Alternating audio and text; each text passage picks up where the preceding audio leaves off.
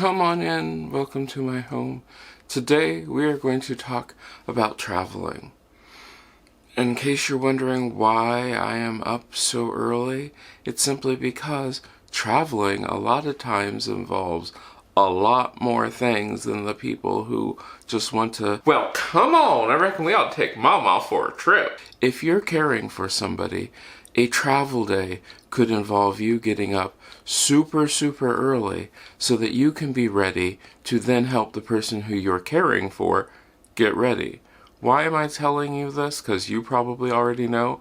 Share this with somebody. Share this with people who aren't necessarily living with you so that they have some idea what exactly travel involves, instead of they think it's just jump into a car and go, and you can actually tell them, well, wait, it isn't. My day starts really early, and if they do something like, I reckon we ought to be able to leave about sunup, you know that your day starts super early in the morning, because you're probably going to get ready before the person who you're caring for gets ready. And depending upon the amount of care that that person needs, it could take that person an hour to 2 hours just to get ready to go on a trip. That's something a lot of people don't think about unless they're in the trenches actually taking care of somebody. They just come in and say, let's go. Once you have had your breakfast, it's time to get yourself dressed, because the tip that I can give you is to be fully dressed and ready to go before you even start to try to get the person who you're going to care for dressed and ready to go. Because you never know how this is going to play out. If this is going to be a morning where they're going to need extra help, if this is going to be a morning where they don't, even if you don't have to do really that much for them, you never know how the morning's going to go. You don't know if it's going to take a long time, a short time, and the problem is, if you wait and do yourself last, you could be rushed to get your stuff done. So get yourself all ready to go before you go and help. That's going to be my tip, because that's usually what I do. Alright, so now that I'm all dressed, well, almost dressed, and ready to go, I can go over and help and see if Mom needs any help. Now, she probably doesn't really need that much help, which is good, but just in case there was a problem that would arise, a sling that didn't work, that sort of thing, I would be there and I wouldn't have to rush her so that I could come back here to help. That's one of the big things, is you have to think ahead about the whole, if there is a problem. If there's a problem, it's a big thing. Because if there's a problem, it can then take you twice, sometimes 3 times as long to get things done. And those problems, you never know. But me being ready to go, being ready to do whatever she needs to have done, run and get stuff, that sort of thing, without me going, well, hurry up, so that I can go and get stuff done. Because I found that one of the things which is interesting is that her patience right now is very short. So her having to wait for me to get ready while she's already ready would not work out well. But me being all ready, it's much easier this way. And there are other things which I need to do while she's getting dressed and I don't have to help her. So one of the things that you can do while the person who you're caring for is getting ready and you don't really have to help, you can look up where you're going, your route, those sort of things, so that way you can map out where you need to go. Because sometimes it's not as simple as A, B, and C, because you have to think about how long can this person ride before they need to take a break? How long can this person ride before they need a bathroom break, before they need to stand up, before they need to stretch? That's something. And if you have a map and you can plan out your destination, you can plan this out as to where we're going to be and what we can do. So that way you're not just doing the whole, well, we're on our way, but we don't know where we're going, we don't know what we're doing. Now, yes, you can do this while you're on your trip. Sure, no problem. Well, no, there sort of is a problem.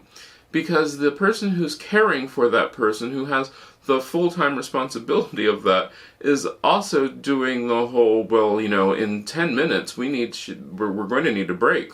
In 10 minutes we're going to need to take this pill. In 10 minutes, oh, I didn't even do the pill thing. Yeah, that's something to think about. There are pills and there are eye drops and there are things which have to be done on a schedule.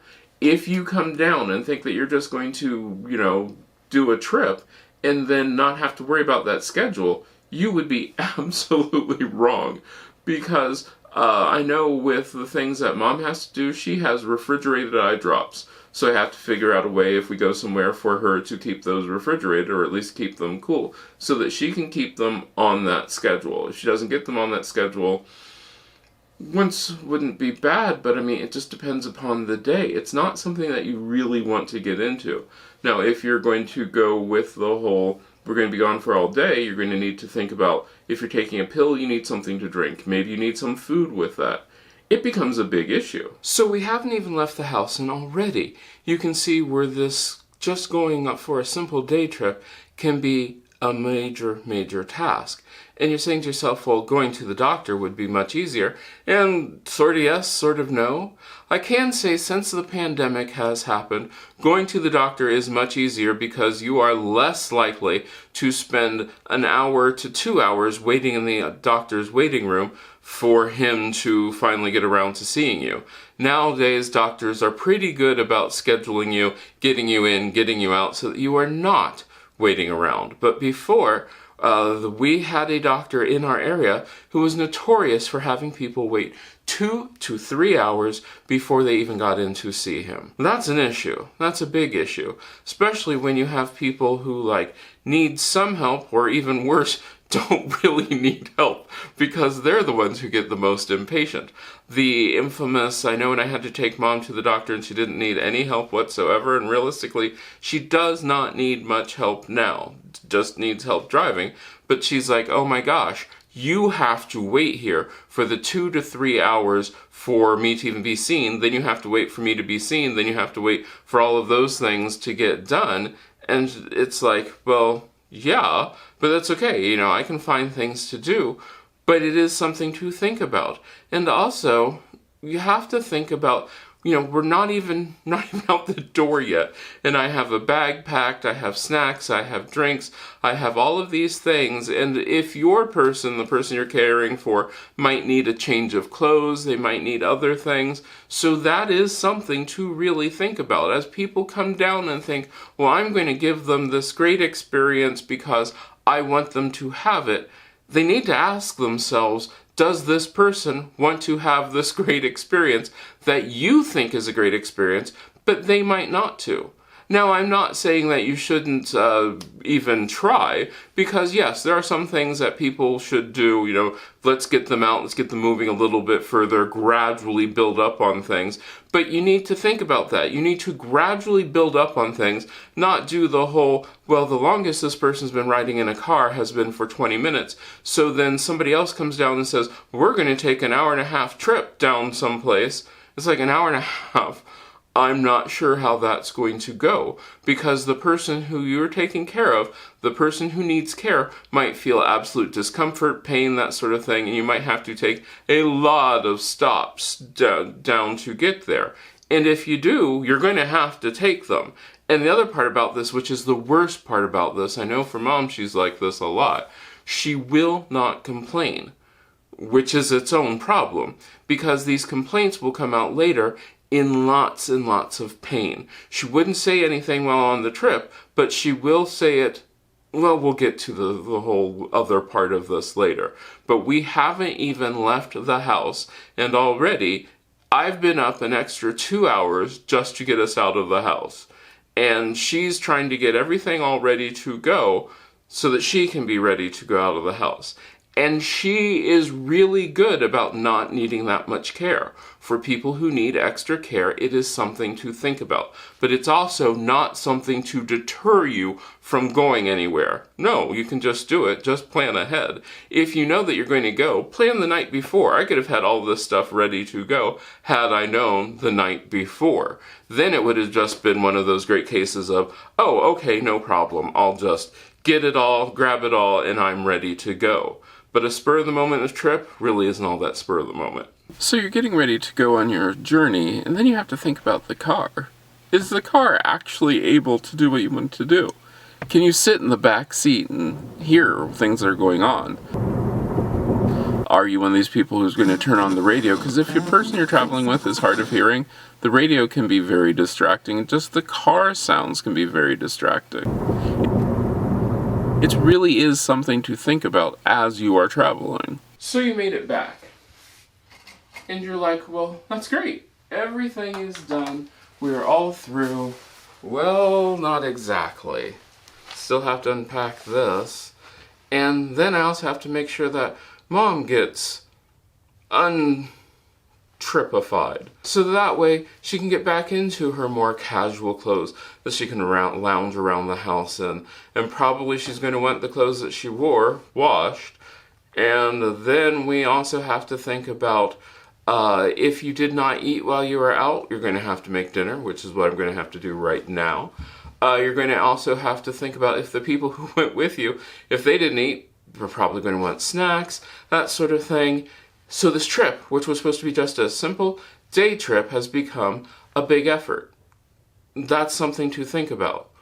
It's not just that even holds true for going to the doctor. Because I know when Mom goes to the doctor, the big thing is she really does want to change out of her clothes that she went to the doctor and get into comfy clothes that she can wear around the house and just be ready to relax and enjoy the rest of her day, if there is a rest of her day. Whereas I might have to change my clothes and then start making dinner right away, that sort of thing. But there's something else to think about. And that something else is just how tired is she after the trip. Now, if nobody asked you what's going on the next day, that could become an issue. That could actually become a big issue because the next day, I know for us, we have a doctor's appointment at 10 a.m. Okay, so if she's exhausted, that means probably early to bed, if she'll go to early to bed. If not, that means for the next day, which is physical therapy, seeing the doctor, it's going to be another exhausting day, which means that she's going to be twice as exhausted. So impromptu trips really need to look at not just what's happened the day before, because that's really important. How tired are they from the day before? But also, how tired are they going to be the next day? Because it's really easy to come down and think that you're going to be a hero, and I'm going to give you this experience when this experience is going to have ramifications for the rest of the week. And those ramifications could be really, really bad. They could be really, really great. But you need to look at this and need to look at this with an open mind, not just the whole, this is what I want to do, I don't care about anything else. I want this to happen. Well, does that person even want this to happen? Does that person even want to do the very thing which you have set forward to do? Because they might not. And if they don't, why are you doing it? Are you doing it more for you or are you doing it for them?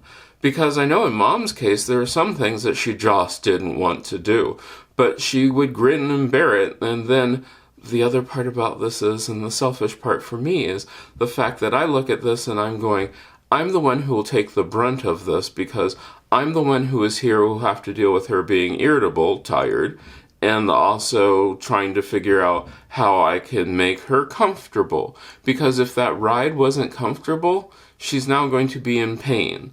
And as somebody else goes away, and the person who's doing all the care is left there taking care of them, that can be bad.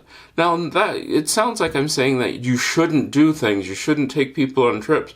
Well, no, that's not what I'm saying at all. What I am saying is just plan ahead.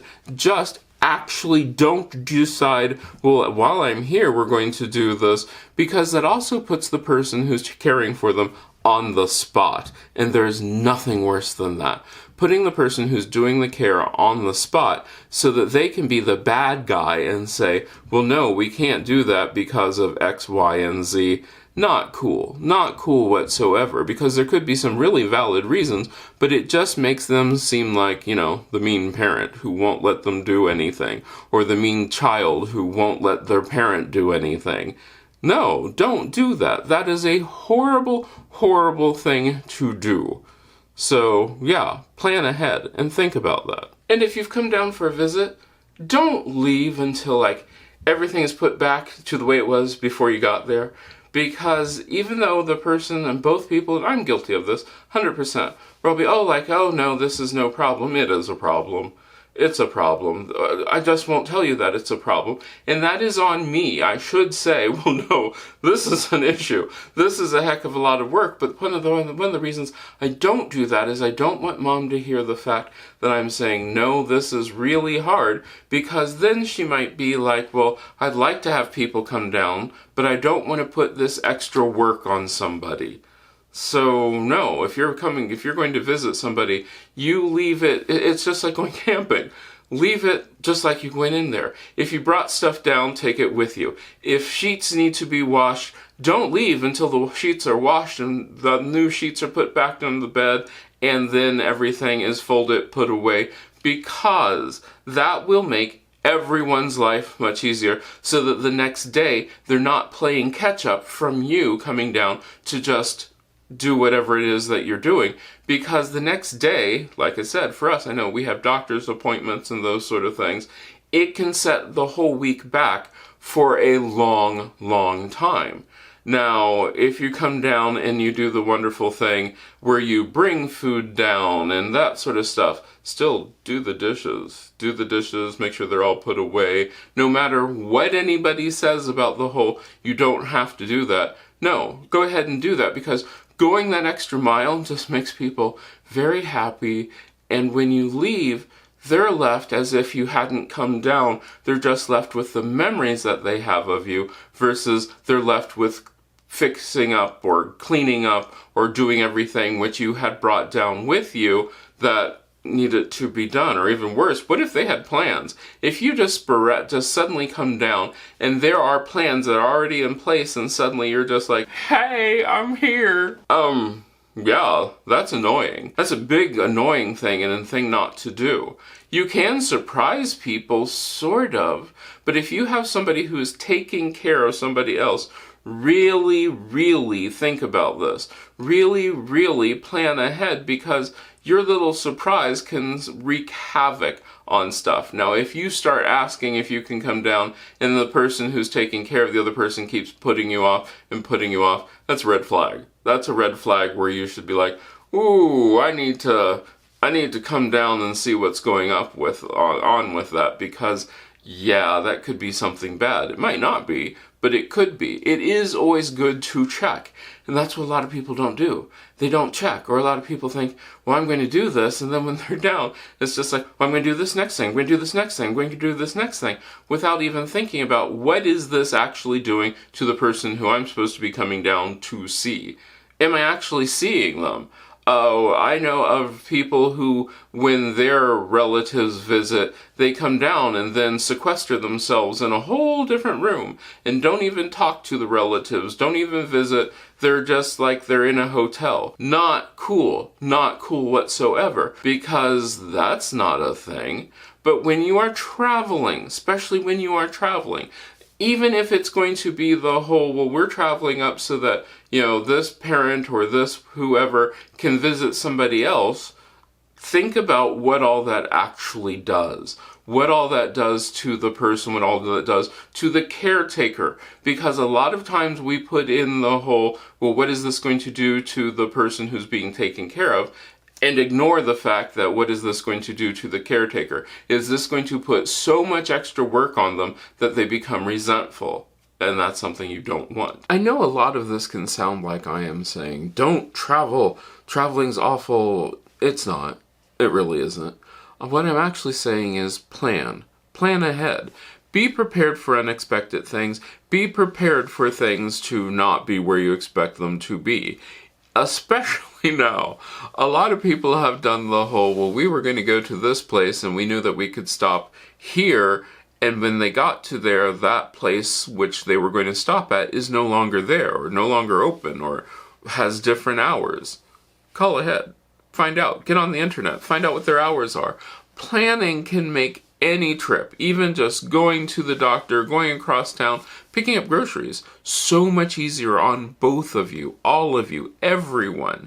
Doing an impulse trip is not the best thing for anybody when it comes down to when you're taking care of somebody, because impulse trips can mean a lot of, well, we forgot about, we didn't plan for, we didn't know about.